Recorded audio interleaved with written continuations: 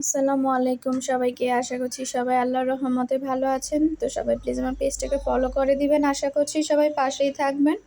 তো এই যে আমার হাজব্যান্ড বিকেলবেলা ইফতারির জন্য নিয়ে আসছে। আসলে আমি 6 রোজা ছিলাম, তো আজকে লাস্ট রোজা ছিল আর লাস্ট ইফতারি ছিল। তো ওই জন্য বললো যে আজকে তোমাকে ইফতারিতে কাচ্চি খাওয়াবো। তো ওই জন্য কাচ্চি নিয়ে আসছিল ইফতারির জন্য। তো ইফতারি করে নিয়েছি। আর এটা ছিল দুপুরবেলা আরিশফা বাবার জন্য কি কি রান্না করলাম এগুলোই। তো এখানে সিমের বিচি ছিল কিছুটা ফ্রিজে, তো এগুলো নামিয়ে আমি পরিষ্কার করে নিয়েছি, রান্না করবো এখন। আর এখানে পাঙাশ মাছ ভেজে নিয়েছি, তো আরিশফার বাবার জন্য রান্না করব। তো এই যে মাছটা ভাজা হয়ে গিয়েছে, এখন আমি উঠিয়ে নিয়েছি। আর কড়াইয়ের মধ্যে যে তেল ছিল ওটার মধ্যে পেঁয়াজ কুচি দিয়ে এখন পেঁয়াজটা ভাজা করে নিব। তো সবাই প্লিজ আমার পেজটাকে ফলো করবেন। আশা করছি সবাই পাশেই থাকবেন। তো 6 রোজা ছিলাম, আমার আম্মু ছিল, তো আমি আমার আম্মুর সাথে সাথে ছিলাম। তো আম্মু বাড়িতে আর আমি বাসাতে, তো দুইজনই সমান সমান করে আজকে শেষ করলাম, দুইজনেরই রোজা। তো সবাই প্লিজ আমার পেজটাকে ফলো করে দিবেন। আশা করছি সবাই পাশে থাকবেন। তো পেঁয়াজটা হালকা ভাজা হওয়ার পর আমি একটু রসুন বাটা দিয়ে দিয়েছি। আর এখন লবণ, হলুদ আর মরিচের গুঁড়ো দিয়ে আমি মশলাটাকে কষিয়ে নিব। আর সিমের বিচি কিন্তু একটু কষিয়ে রান্না করলে ভালো লাগে। তো আমার আম্মু কিন্তু আবার সিমের বিচি মাঝে মাঝে একটু হলুদ আর লবণ দিয়ে একটু ফুটিয়ে নিয়ে তারপর রান্না করে। তো আমি কিন্তু আজকে এইভাবে কাঁচাই রান্না করেছি আর একটু ফুটাই নেই। তো সবাই প্লিজ আমার পেজটাকে ফলো করে দিবেন আশা করছি। তো এই যে মশলাগুলো দিয়ে আমি ভাজা করে নিয়েছি, এখন একটু পানি দিয়ে কষিয়ে নিব তরকারিটা, মশলাটাকে।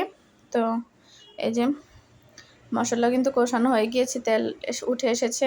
তো সবাই প্লিজ আমার পেজটাকে ফলো করবেন। আশা করছি সবাই পাশেই থাকবেন।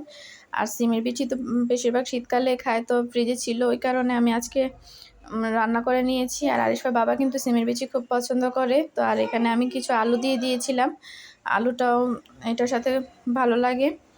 তো এই যে এখন আমি আলুটা সিমের বিচি মশলার সাথে ভালো করে কষিয়ে নিব। তো সবাই প্লিজ আমার পেজটাকে ফলো করে দিবেন। আশা করছি সবাই পাশে থাকবেন। এই যে প্রায় কষানো হয়ে গিয়েছে।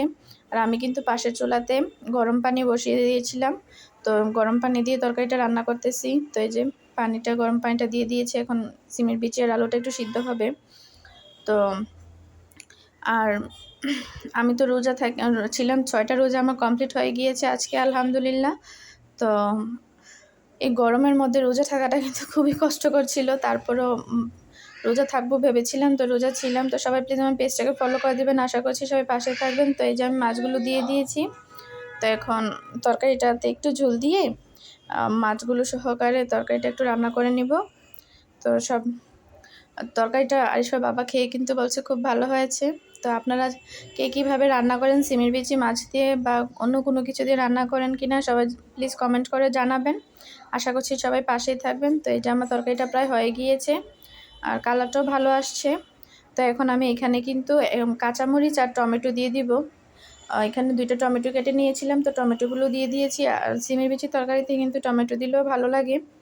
তো টমেটোগুলো দিয়ে দিয়েছি, এখন আমি আর একটু রান্না করে নিব। টমেটোটা বেশি রান্না হওয়ার কোনো প্রয়োজন নেই, টমেটোটা একটু গরমেই রান্না হয়ে যায়।